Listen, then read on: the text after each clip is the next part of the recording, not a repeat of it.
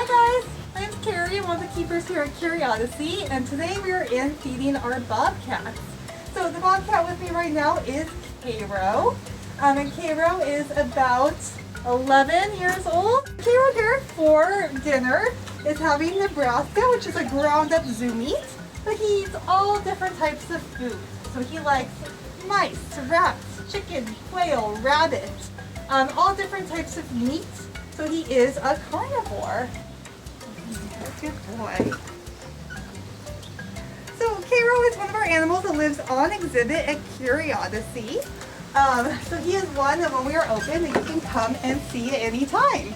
And we do a daily bobcat feeding, so that is something that you'll be able to see in the future as well. Now Kiro here, like all of our animals at Curiodyssey, come this way, lives here for a reason. So he did used to live out in the wild, but as a young bobcat and only a few weeks old, he was found in Texas on the side of the road sunning himself, which is a strange place for a young bobcat to be. A young bobcat should be with their mother, and generally as nocturnal animals, you wouldn't see them out in the daytime on the regular.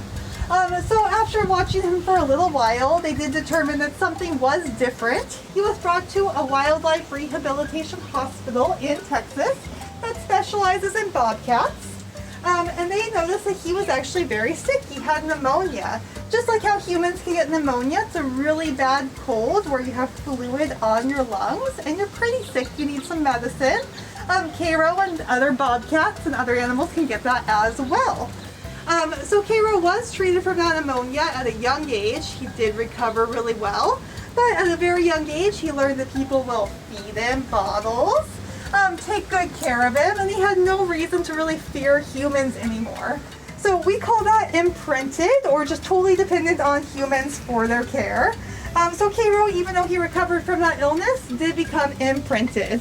At that point, the wildlife hospital was looking for a home for him, and that's where Curiodyssey stepped in. We're able to give Kiro a home for the rest of his life so people can learn about our natural California predators that we have here.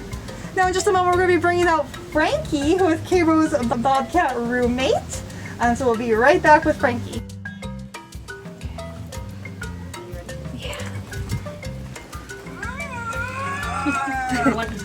Hi everybody, my name is Aubrey. I am the wildlife apprentice here at Curiodyssey, working here with Frankie, our very enthusiastic bobcat, who's getting his dinner for the day.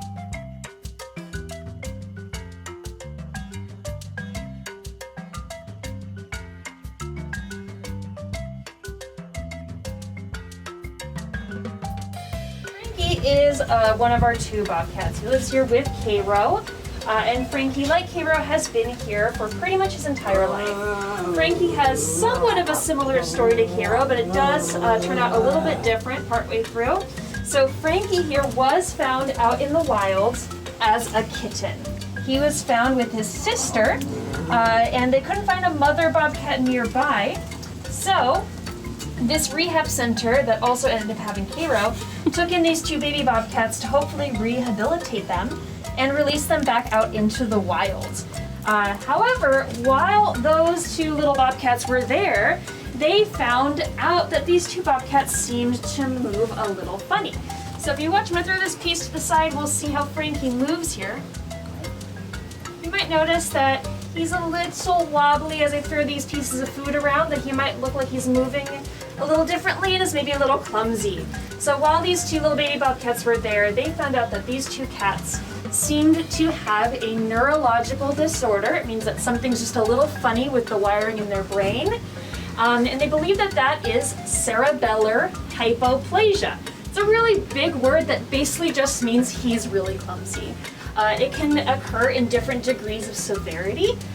His isn't too bad, and it doesn't cause him any pain. It just means that he's maybe a little less coordinated than some other cats. You can actually find this occurring even in your local house cats that you may have at home, so you may even know someone who has a cat who has the same condition. But he does just fine here. He did come here from the rehab center with Kiro.